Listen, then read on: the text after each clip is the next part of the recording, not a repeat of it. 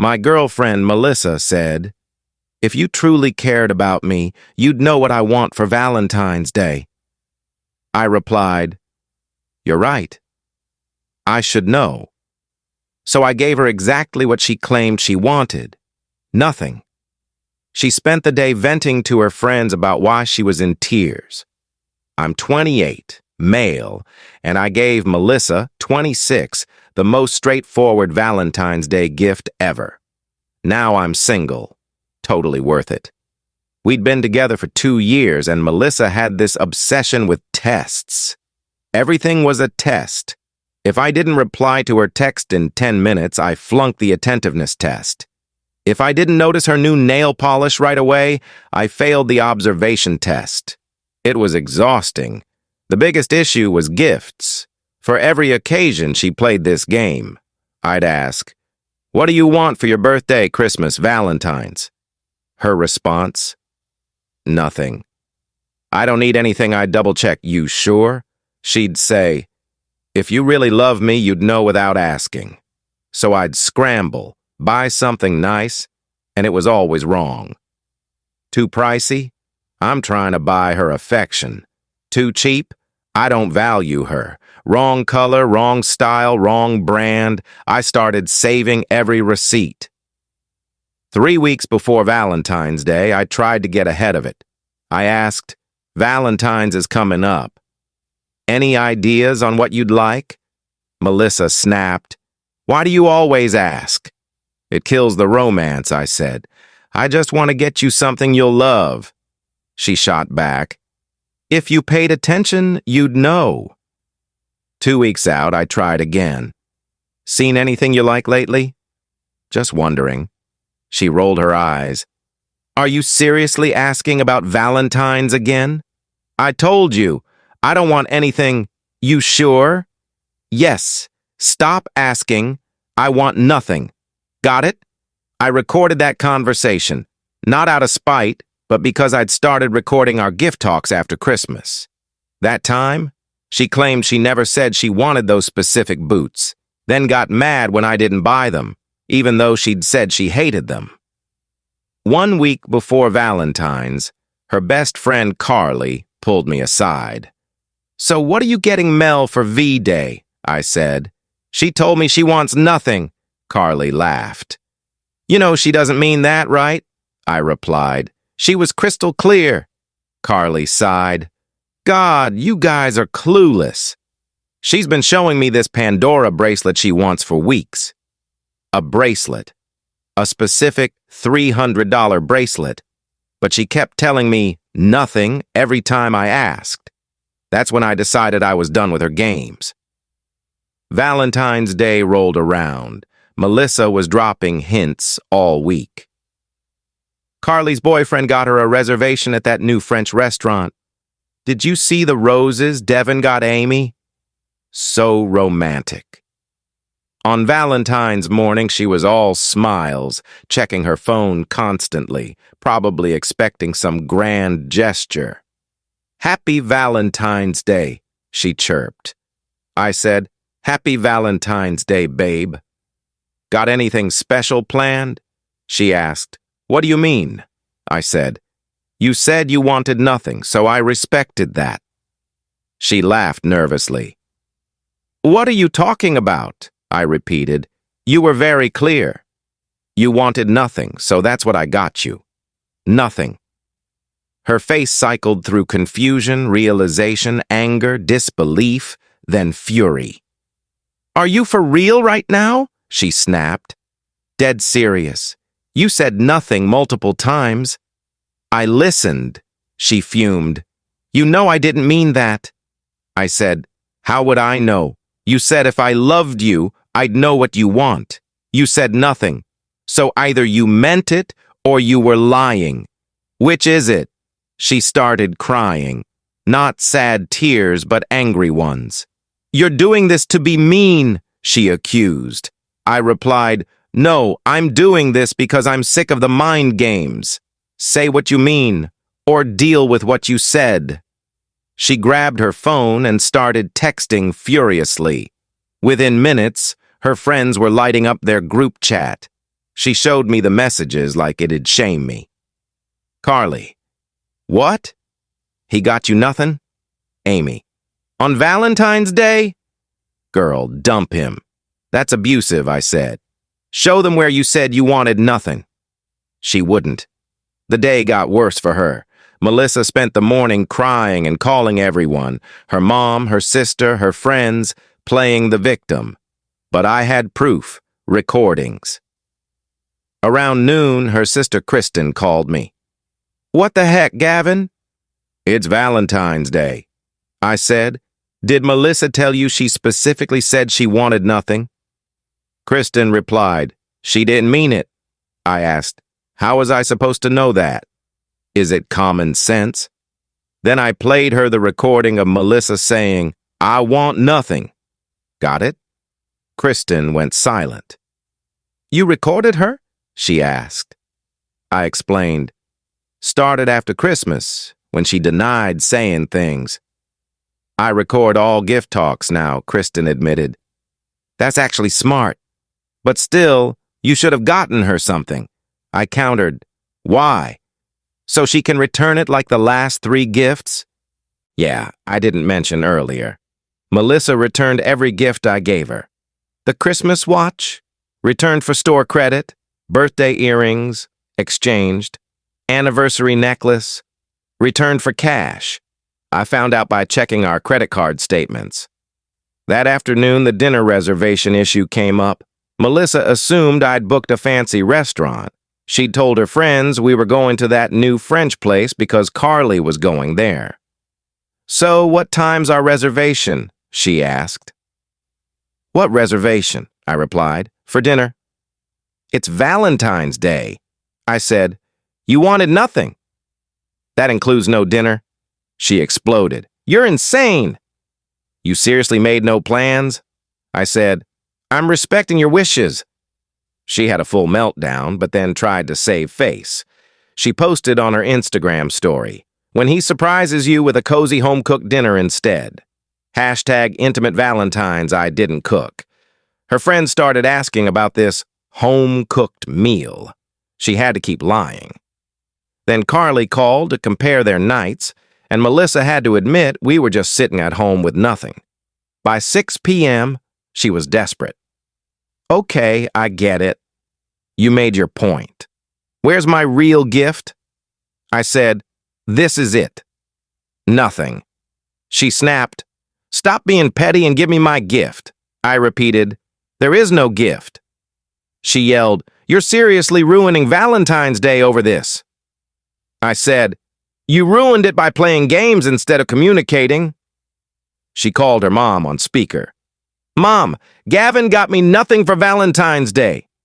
Her mom gasped. What? Why? I called out. Tell her what you said when I asked what you wanted. She hung up fast.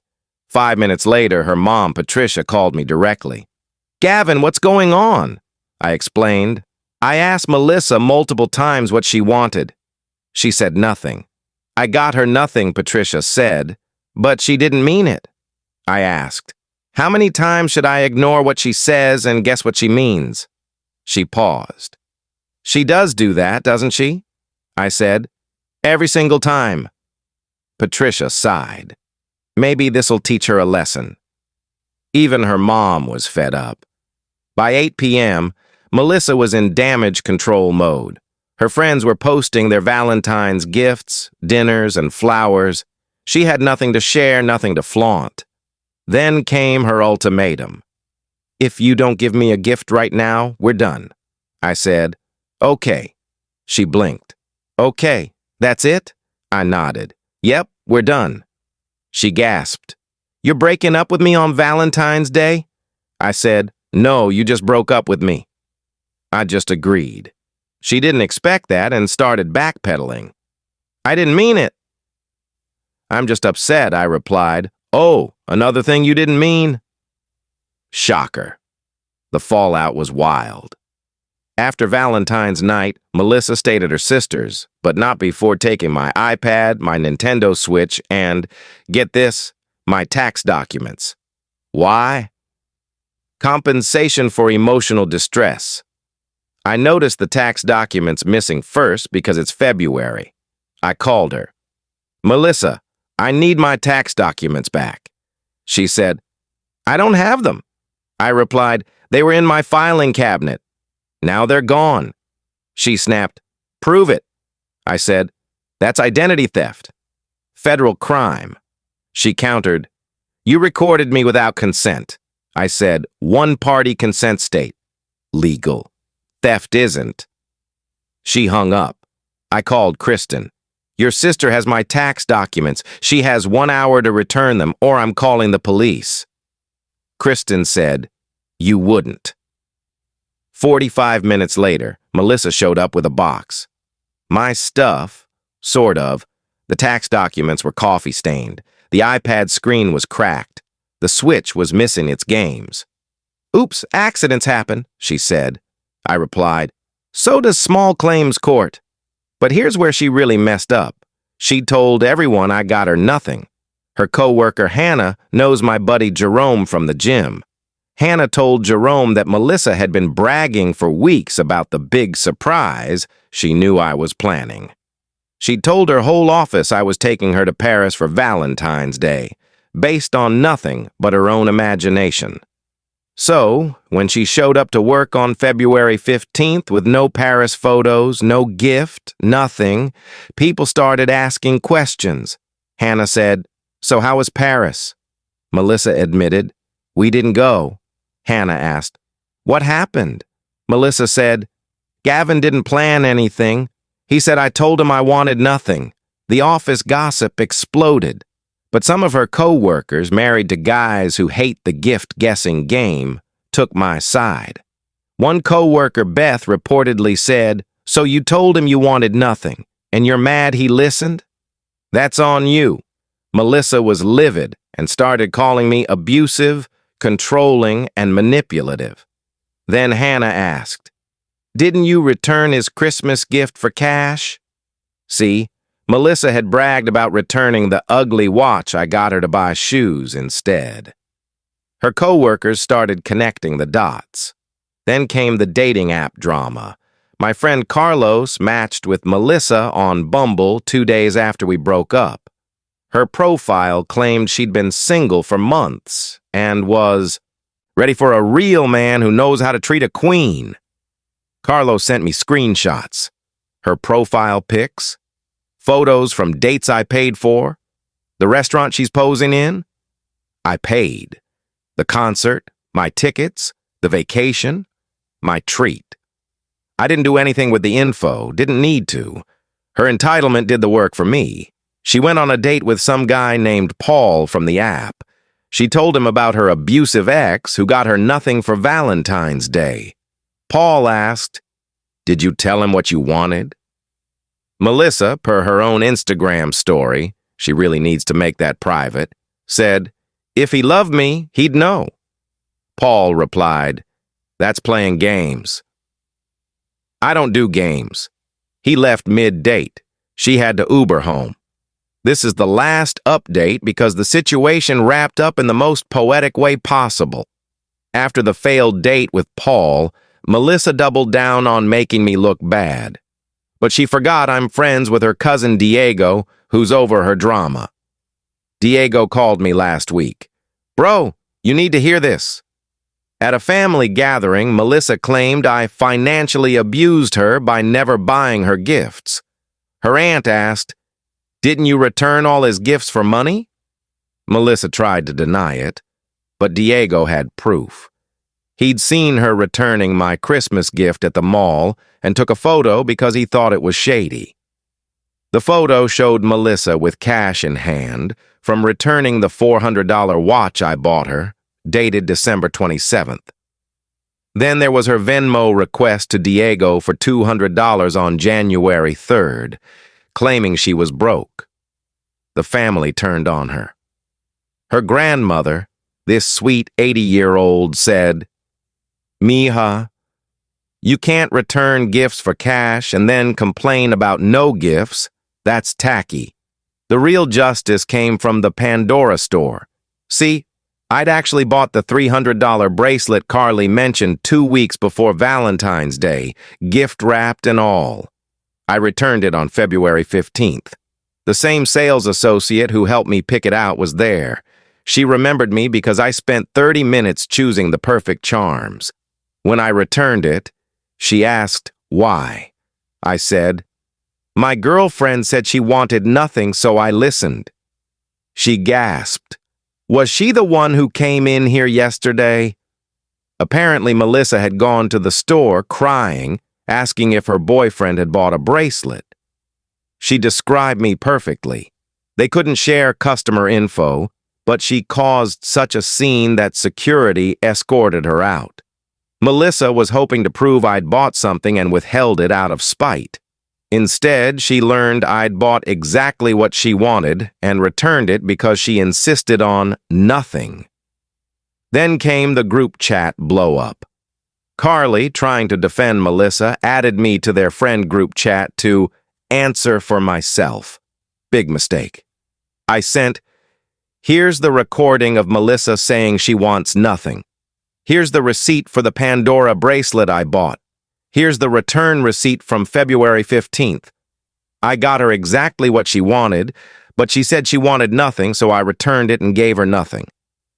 The chat went silent for 5 minutes. Then, Amy. "Mel, you said he didn't buy anything." Brooke. "He got the exact bracelet and you still said nothing?" Carly. "Girl, this is on you." Melissa left the chat. Carly kicked me out right after, but Amy DM'd me. "We've been telling her for years to stop playing games." Maybe now she'll learn the final blow came yesterday. Melissa sent me a long text. Not an apology, because that would require self-awareness. She demanded $3,500 to cover emotional trauma from Valentine's Day. The humiliation of explaining to people her Uber costs from the failed date, and her new apartment security deposit. I replied, "You wanted nothing. You got nothing. You get nothing."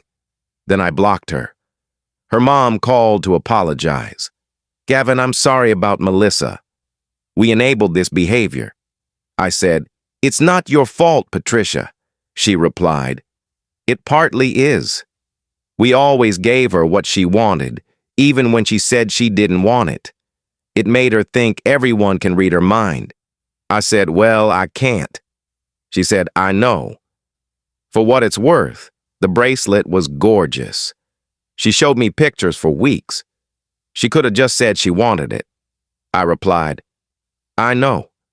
She knows too. She just won't admit it." Melissa's now in a studio apartment, still single, with 3 more failed dates per Instagram. Diego says she's telling people she's taking a break from dating to focus on herself. Translation: no one wants to date someone who plays gift-guessing games and returns everything for cash. I'm dating someone new. First thing I asked her, "Hey, what kind of food do you like?" She said, "Italian." I asked, "Want to grab Italian Friday?" She said, "Sounds awesome. No games, no tests, no, if you love me, you'd know. Just clear communication. It's refreshing. Oh, and that $300 from the bracelet return? I used it for a weekend trip with my buddies. Posted one photo with the caption, "Sometimes nothing is everything." Melissa viewed it within an hour. Instagram shows who sees your stories. She wanted nothing. She got nothing. And now she's got nothing to show for 2 years except returned gifts and a reputation for being impossible to please. Karma's not always instant, but sometimes it's perfectly timed.